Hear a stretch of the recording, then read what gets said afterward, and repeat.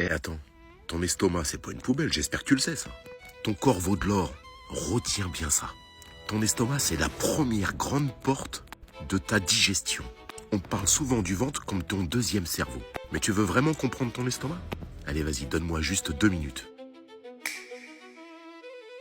On parle de deuxième cerveau, mais c'est pas tout à fait exact. Oh non, c'est surtout le système nerveux entérique. Ça, c'est le grand réseau nerveux qui pilote ton tube digestif.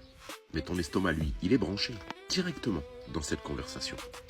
Il parle à ton cerveau, à tes hormones, par le nerf vague, par les récepteurs d'étirement, par la faim, par la satiété, par la douleur, par la lourdeur, par le reflux et les nausées.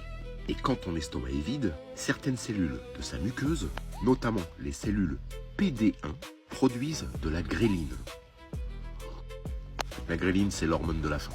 Elle passe dans le sang par le cerveau, par l'hypothalamus. Et c'est là que ton cerveau comprend qu'il est temps de manger. Alors ton estomac se remplit et ses parois se distendent. Il y a des mécanorécepteurs qui captent cette pression. Et là, le nerf vague transmet l'information au tronc cérébral. Et là, ton corps comprend. Il y a un repas. Il faut digérer, il faut ralentir et il faut gérer la satiété. Et là, ton estomac ne reçoit pas simplement un repas. Là, il informe, il alerte, il donne le tempo. Et quand tu as une lourdeur après manger, là, on parle souvent de dyspepsie. Ça, c'est la sensation de poids dans la zone épigastrique. Comme si le repas restait bloqué. Et chez certaines personnes sensibles, ça peut même donner des sensations d'oppression. Moi, ça m'est déjà arrivé. Même de malaise. Là, je peux parler de palpitations, de crise d'angoisse. Parce que ton estomac, c'est le système nerveux. Et ils sont connectés. Quand t'as des nausées, bonhomme, ou madame, t'es pas juste barbouillé. Ça, c'est un signal neurodigestif. L'estomac, le nerf vague et le cerveau communiquent. Des zones qui gèrent le réflexe de vomissement. Et là, ton corps dit stop. Quelque chose qui se passe pas bien.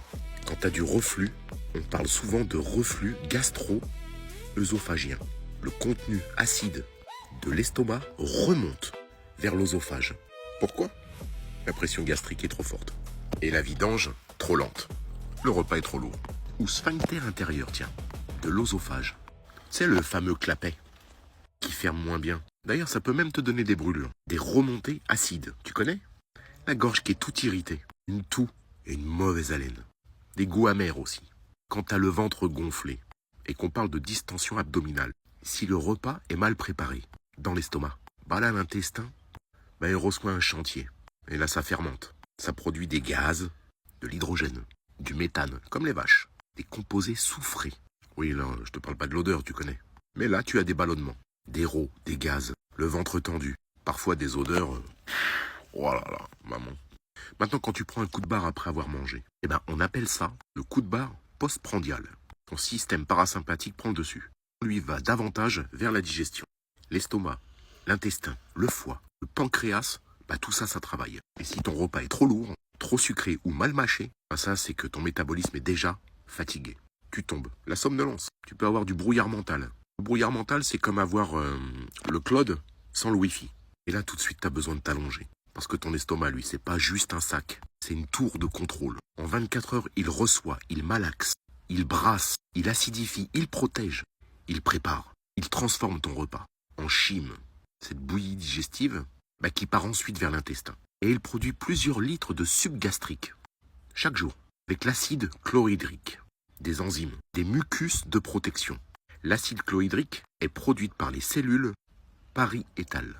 Il dénature les protéines. Il active le pepsinogène en pepsine. La pepsine commence à découper les protéines. Les cellules pariétales produisent aussi les facteurs intrinsèques. Et ces facteurs intrinsèques, c'est indispensable pour absorber correctement la vitamine B12.